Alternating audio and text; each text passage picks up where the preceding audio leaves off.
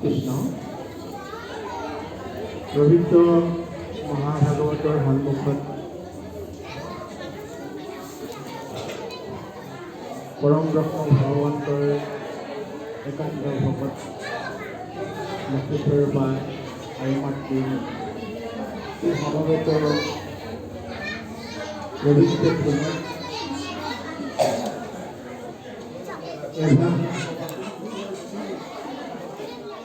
পবিত্র ধর্ম আলোচনা সভা অনুষ্ঠিত করা হয়েছে।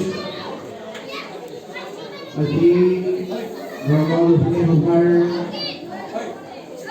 সম্মানীয় সঞ্চালক তথা সূর্যোদয় আঞ্চলিক শাখার নবনির্বাচিত সভাপতি মোৰ শহীদৰ বান্ধৱ দিলীপ দত্ত প্ৰভুজনাকে মুখ্য কৰি আজি এই সভাখনিৰ ষষ্ঠ বৃদ্ধিৰ বাবে আয়োজক সমিতিয়ে বহু আশা আৰু হেঁপাহেৰে নিমন্ত্ৰণ কৰা কেৱল সূৰ্যোদয় আঞ্চলিক শাখাই নহয়, মাৰ্ঘেৰিটা জিলাখনিৰ শিৰনমস্য অধ্যয়নপুষ্ট বয়োজ্যেষ্ঠ জ্ঞানানন্দ পৰম শ্ৰদ্ধাৰ মুখ্য আলোচক শ্ৰীযুত দুৰ্গেশ্বৰ দত্ত প্ৰভুকে মুখ্য কৰি আজিৰ সভাখনিলৈ আলোচক হিচাপে আমন্ত্ৰণ কৰা মাৰ্ঘেৰিটা জিলা শাখাৰ পৰম পূজনীয় সভাপতি শ্ৰীযুত ভদ্ৰেশ্বৰ চুতীয়া প্ৰভুজনা, আজি সভাখনিৰ ষষ্ঠ বৃদ্ধিৰ লগতে তেওঁৰ শ্ৰীমুখেৰে নিগৰিত হোৱা গঠনমূলক পৰামৰ্শৰে উপকৃত হোৱাৰ মানসেৰে আমন্ত্ৰণ কৰা বিশিষ্ট অতিথি শিতানত সন্মানীয় মূলৰ সদস্য গুণবৰা প্ৰভুজনা, মান্যবৰ আজি এই সভাত উপবিষ্ট হোৱা জিলা শাখাৰ প্ৰচাৰ শাখাৰ সভাপতি মোৰ শহীদৰ বান্ধৱ ত্ৰিপুৰাম দাস প্ৰভুজনা, সংস্কৃতি শাখাৰ শিক্ষা শাখা তথা সাহিত্য শাখাৰ সন্মানীয় বিষয়ববীয়া কৰ্মকৰ্তাসকল, এই আঞ্চলিক শাখাৰ বিদায়ী সভাপতি প্ৰভুকে মুখ্য কৰি আজি এই সভাখনিত উপবিষ্ট হোৱা জিলা শাখাৰ বিভিন্ন বিভাগত থকা দায়িত্বৰ বাপসকল, সন্মানীয় আইসকল, সেৱা বাহিনীৰ সতীৰ্থ মোৰ বন্ধুসকল তথা নৱাগত অনৌসকল, জয়তে সকলোলৈ এই অভাজনৰ হিয়া-ভৰা মৰম, আন্তৰিক শ্ৰদ্ধা আৰু ভক্তিপূৰ্ণ সেৱা নিবেদিছে। সেই সজ্জনসকল, আমি প্ৰত্যেকজন ব্যক্তি মহাপুৰুষ গুৰু শ্ৰীমন্ত শংকৰদেৱৰ আদৰ্শৰে পৰিচালিত হোৱা একোজন শ্ৰীমন্ত শংকৰদেৱ সংঘৰ সংগী। আমাৰ লক্ষ্য উদ্দেশ্য হৈছে জীৱনটো মধুময়, জ্যোতিময়, সুখময় কৰি তোলা আৰু নিজে এই পথত পথিক হোৱাৰ লগতে আৰু 10জনক আমি সেই মুকলি মঞ্চখনলৈ আমি আদৰণি অনোৱাই হৈছে আমাৰ মূল লক্ষ্য। সেই উদ্দেশ্য আগত ৰাখি শ্ৰীমন্ত শংকৰদেৱ সংঘত 4খনকীয়া এটি বিধান আছে, প্ৰাথমিক, আঞ্চলিক, জিলা আৰু মূল। আজি আমি আঞ্চলিক ভিত্তিত যিভাগ অধিৱেশন অনুষ্ঠিত কৰা হৈছে, এই অধিৱেশনখনৰ মূল লক্ষ্যৰ উদ্দেশ্য হৈছে যে এই আঞ্চলিক শাখাভাগ প্ৰতিষ্ঠা কালৰে পৰা বৰ্তমান সময়লৈকে যিসকল দায়িত্বশীল ব্যক্তি অপ্ৰাণ চেষ্টা আৰু অধ্যৱসায়ৰ বলত আমি বৰ্তমান পৰ্যায়ত পালোহি, তেওঁলোকলৈ এবাৰ আমি উভতি চোৱা। আজিৰ পৰা 38 বৰ্ষৰ পূৰ্বে আমি যদি এবাৰ কল্পনা কৰোঁ, নিশ্চয় আমাৰ মনস্পটত ভাঙি উঠিব যে সেই সময়ত বাট পথৰ সুচল নাছিল, সেই সময়ত অৰ্থনৈতিক দিশত তেনেই চালুকীয়া আছিল, কিন্তু মানুহৰ মৰম চেনেহ, বিশ্বাস, ভাল পোৱা, এই যিটো আন্তৰিকতা গুণ তেতিয়া বৰ্তমানৰ তুলনাত অধিক আছিল। সেয়েহে বহু কায় কষ্টৰ মাজেৰে বাট কৰি বাই ইখন গাঁৱৰ পৰা সিখন গাঁৱলৈ চাইকেলেৰে হওক বা খোজকাঢ়িয়ে হওক যিসকল বৰেণ্য ব্যক্তিয়ে 38 বছৰ পূৰ্বে এই ভোজদুজে আঞ্চলিক শাখাখনি প্ৰতিষ্ঠা কৰি বৰ্তমান পৰ্যায়ত এজোপা বটবৃক্ষ ৰূপ দি আমালৈ আগবঢ়াই গ'ল। সেইসকল বৰেণ্য ব্যক্তিৰ তালিকাত আমাৰ মাজৰ পৰা কোনোবা যদি হেৰাই গ'ল, তেওঁলোকৰ বিদেশ আত্মাক যেন পৰম ব্ৰহ্ম ভগৱন্তই কৃপা দৃষ্টি কৰক। আৰু যিসকল পূজ্যস্পদ ব্যক্তি আমাৰ মাজত জীৱন্ত অৱস্থাত আছে, তেওঁলোককো যাতে পৰম কৰুণাময়ে সুস্বাস্থ্য আৰু দীৰ্ঘায়ু প্ৰদান কৰক। এই উদ্দেশ্যে আমি সকলোৱে এবাৰ ঈশ্বৰৰ ওচৰত প্ৰাৰ্থনা কৰোঁ আহক। হৰি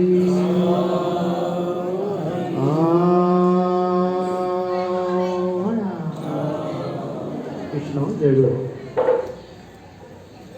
ইয়াৰ পিছত আজি এই প্ৰাথমিক শাখাভাগীয়ে যি দায়িত্ব পালন কৰিলে যে হুজুগে আঞ্চলিক শাখাৰ 38তম বাৰ্ষিক অধিৱেশন ভাগ সাফল্যমণ্ডিত কৰাৰ ক্ষেত্ৰত, গতিকে প্ৰাথমিক শাখাৰ সকলো সংগী আই বাপৰ ওচৰত আমি চিৰকৃতজ্ঞ হৈ ৰ'লোঁ, তথা আদৰণি সমিতিৰ কৰ্মকৰ্তাসকলৰ ওচৰত আমি চিৰকৃতজ্ঞ হৈ ৰ'লোঁ।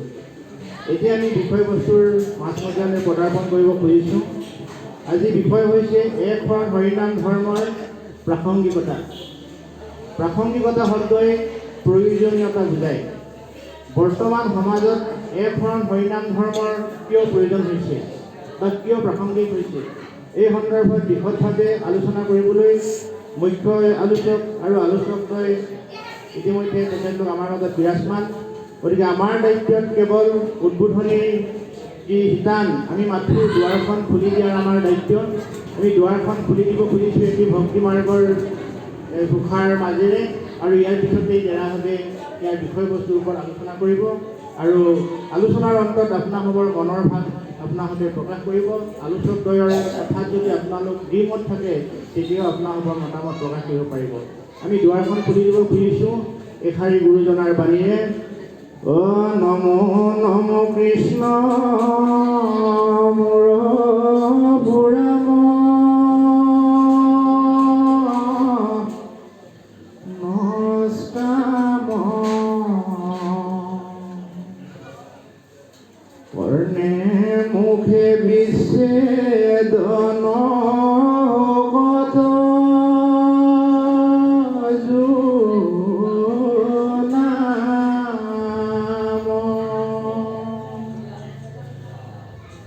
ৰাতুল চৰণ দুই হৃদয়ে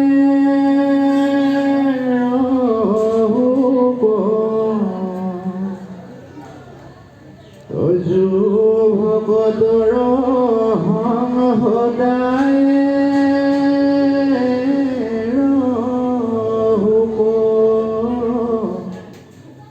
তজু ভকতৰ সং সদায়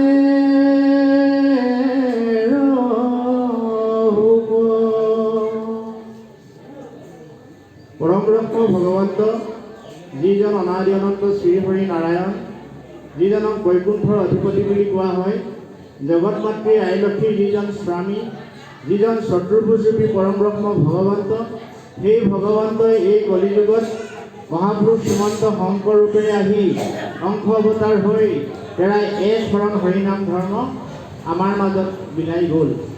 আৰু আমি এক শৰণ হৰিনাম ধৰ্ম একোজন সংগী হিচাপে আমাৰ প্ৰত্যেকৰে কাম্য হ'ব লাগে কি, যে হে প্ৰভু, তুমি মোৰ এটা মনৰ কামনা পূৰণ কৰা। মোৰ মনৰ কামনা হৈছে নমো নমো কৃষ্ণ মুৰা পুৰা মনস্কাম। প্ৰভু, তুমি মোৰ মনৰ কামনা পূৰণ কৰা। মোৰ মনৰ কামনা হৈছে কৰ্ণে মুখে বিচ্ছেদ নহ'ব নাম। মোৰ কাৰণত যেন তোমাৰ গুণ গৰিমা কথা সদায় শুনিবলৈ পাওঁ, মোৰ মুখেৰে যেন সদায় তোমাৰ গুণ গৰিমা কথা ক'বলৈ পাওঁ। ইয়াৰ উপৰি মোক আৰু এটি মনোকামনা আছে প্ৰভু, ৰাতুল চৰণ দুই হৃদয় ৰহুক তজু ভকতৰ সং সদায় ৰহুক। মোৰ জীৱনত তোমাৰ ভকতৰ যিসকল সং, সেই ভকতৰ সং সৰ্বতোক্ষণতে দিবা প্ৰভু। আৰু মোৰ হৃদয় যাতে তোমাৰ যি ৰাতুল চৰণ, ৰঙা চৰণ, ৰাতুল চৰণ, অৰুণ চৰণ, শ্ৰী চৰণ, অভয় চৰণ, ভগৱন্তৰ চৰণ যুগলক বিভিন্ন নামেৰে বিভূষিত কৰিব পাৰি, সেই চৰণ যুগত যাতে মোৰ হৃদয়ত থাকে। এই যিটো আবাহন, এই আবাহনটো আপুনি মই ক'ৰ পৰা গম পালোঁ? এক শৰণ হৰিনাম ধৰ্মৰ পৰা আমি গম পালোঁ। তেতিয়াহ'লে এই আবাহন আমি কিয় কৰিব লাগে? এই আবাহন আমি এইকাৰণে কৰিব লাগে যে আমি জীৱশ্ৰেষ্ঠ মানুহ, যি মনুষ্য জন্ম পাবলৈ দেৱতাৰ মুখ্য দেৱতা ব্ৰহ্মাই আশা কৰে এই কলিযুগত মানুহ পাবলৈ। গতিকে ব্ৰহ্মাই যেতিয়া আশা কৰা তেনে নৰতনু দুৰ্লভ আপুনি মই পাইছোঁ, আমি তাক কিন্তু কেতিয়াও বিনষ্ট কৰিব নালাগে। আৰু এই আমি পৰম ব্ৰহ্ম ভগৱন্তক আবাহন কৰিলে আমি মনুষ্যত্বৰ পৰা আমি দেৱতালৈ উত্তীৰ্ণ হ'ব পাৰিম, অৰ্থাৎ বিলীন হ'ব পাৰিম পৰম ব্ৰহ্ম ভগৱন্তৰ ওচৰত। কেনেকৈ আমি বিলীন হ'ব পাৰিম সেইটো পিছৰ কথা। জীৱন্তৰ অৱস্থাত সুখ শান্তি অমৃতৰ যিটো যদি সোৱাদ নাপাওঁ, মৃত্যুৰ পিছত আমি সংসাৰৰ পৰা গুচি যোৱাৰ পাছত সেই সোৱাদ আমি লৈ লাভ নাই। গতিকে আমি নিজেও ল'ব লাগিব, আনকো দিব লাগিব। আজি ভকত বৈষ্ণৱ বৃন্দই যদি সমাজৰ নেতৃত্বত দিয়াত কোনোবাখিনিত দুৰ্বল হয়, তেতিয়াহ'লে গোটেই সমাজখন পংগু হৈ যাব। সেয়েহে ধৰ্মগুৰুসকলে প্ৰত্যেকজন মানুহকেই ভক্তিৰ মাজ-মজিয়ালৈ আহিবলৈ আবাহন জনাইছে। ধৰিও কুমাৰকালে ভাগৱতৰ ধৰ্ম। আমাৰ বয়সীয়াল ভকত বৈষ্ণৱ আই মাতৃয়ে যেনিবা ঈশ্বৰৰ নাম লৈ এই সংসাৰৰ পৰা যোৱাৰ পথ প্ৰশস্ত কৰিব, কিন্তু যুৱাৱস্থাত কিয় ঈশ্বৰৰ নাম ল'ব লাগে?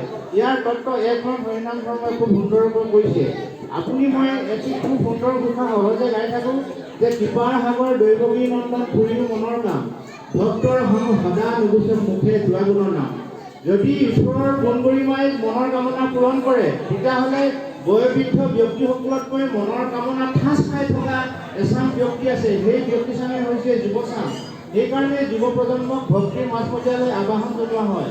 আৰু যদি যুৱ প্ৰজন্মই ভক্তিৰ মাজ-মজিয়ালৈ আহি নিজৰ জীৱনটো জীপাল কৰি তোলে ভক্তিৰ মাধ্যমেৰে, তেতিয়াহ'লে সেইজন হৈ পৰে একোজন বটবৃক্ষ সদৃশ। নিজেও সহজতে তেখেতে বতাহত উঘলি খাই নপৰে আৰু 10জনক তেওঁ ৰক্ষণাবেক্ষণ দিয়ে। তদ্ৰূপ তেনেকুৱা এখন বৰ্ণিল সমাজ পাবলৈকে মহাপুৰুষ শ্ৰীমন্ত শংকৰদেৱৰ পবিত্ৰ নামত শ্ৰীমন্ত শংকৰদেৱ সংঘ নামৰ এটি ধৰ্মীয় অনুষ্ঠান আমাৰ মাজত প্ৰচাৰ হৈছে। আৰু সেই ধৰ্মীয় অনুষ্ঠানটোৱে আজি এই মাৰ্ঘেৰিটা জিলা শাখাৰ 37তম যি বাৰ্ষিক অধিৱেশন, এই বাৰ্ষিক অধিৱেশনৰ লগত ৰচিকা খুৱাই প্ৰত্যেকখন প্ৰাথমিককে এই ঠাইলৈ আবাহন জনাইছে। প্ৰাথমিকৰ ভকত বৈষ্ণৱ আই মাতৃ সেৱা বাহিনী সকলো আহি আমি লগ হৈ আমি এটাই মাত্ৰ সংকল্প কৰিব লাগে যে মহাপুৰুষ গুৰু শ্ৰীমন্ত শংকৰদেৱে দি থৈ যোৱা যি আদৰ্শ, সেই আদৰ্শৰে প্ৰথমে মই নিজেই পালন কৰিম, তাৰ পাছত মই আনক পালন কৰাৰ পথ প্ৰশস্ত কৰোৱাম। যদি আমি নিজেই প্ৰথমতে হৰি কথা পালন নকৰি আনক আমি পৰামৰ্শ দিবলৈ যাওঁ, তেতিয়াহ'লে সেইটো আমাৰ এটা দুৰ্লভ বা সেইটো আমাৰ কৰণীয় কৰ্ম নহ'ব। গতিকে আপুনি আচৰিত ধৰ্ম আনকো শিকাই, এই অধিৱেশনৰ মূল সাৰাংশ হৈছে আপুনি আচৰিত ধৰ্ম আনকো শিকাই। আমি মহাপুৰুষ গুৰু শ্ৰীমন্ত শংকৰদেৱৰ যি এখন হৰিনাম ধৰ্ম তত্ত্ব, এই হৰিনাম ধৰ্ম তত্ত্বৰ বিষয়ে আমি নিশ্চয় আমাৰ আলোচকসকলৰ শ্ৰীমুখে আমি শুনিম। গতিকে আমি বিষয়বস্তু ইয়াত বহলাই নাযাওঁ। এটি নিৰ্দিষ্ট সময়ৰ ভিতৰত সভাখনি উদ্বোধন কৰিব লাগে। আমাৰ হাতত আৰু 1 মিনিট সময় আছে, 15 মিনিটত আমি কাৰ্যসূচী সামৰিম। মহাপুৰুষ গুৰু শ্ৰীমন্ত শংকৰদেৱে এই ধৰাধামলৈ এইকাৰণেই আহিছিল যে প্ৰত্যেকজন মানুহৰ যি ভাৱনা, সেই ভাৱনা উচ্চাকাংক্ষী ভাৱনা প্ৰত্যেকজন মানুহৰে থাকে। এই প্ৰত্যেকজন মানুহৰ ভাৱনাক বাস্তৱায়িত কৰিবলৈ মহাপুৰুষ গুৰু শ্ৰীমন্ত শংকৰদেৱে চিন্তা চৰ্চা কৰিলে যে যদি আমি মনুষ্যত্বৰ পৰা দেৱতালৈ উত্তীৰ্ণ নহওঁ, তেতিয়াহ'লে আমি মনুষ্যত্বৰ পৰা নিশ্চয় মনুষ্যত্বতে সীমাবদ্ধ নাথাকি জীৱসকল প্ৰকৃতলৈ ৰূপান্তৰিত হ'ব। সেইকাৰণে মহাপুৰুষ গুৰু শ্ৰীমন্ত শংকৰদেৱে মাধৱক কোৱাৰ চলেৰে এটি উপমা দিছিলে যে গৃহস্থিৰ ধৰ্ম সংসাৰত নাই, নিয়ম সংযমে মাথো থাকিবা সদায়। হে ভকত বৈষ্ণৱবৃন্দ, হে সাধুসকল, এই সংসাৰখনত গৃহস্থী ধৰ্মতকৈ ডাঙৰ ধৰ্ম ক'তো নাই। কিন্তু ডাঙৰ কথা এটাই হ'ল যে গৃহস্থী ধৰ্ম ডাঙৰ ধৰ্ম বুলি জানি মানুহে গৃহস্থী ধৰ্মত পদাৰ্পণ কৰে সত্য, কিন্তু নিয়ম আৰু সংযম পালন কৰিব নোৱাৰাৰ কাৰণে মানুহে সেই গৃহস্থী পবিত্ৰ ধৰ্মৰ পৰা আঁতৰি পেলাই নিজকে তেখেতে বিলীন কৰে, মায়াত আবদ্ধ কৰে।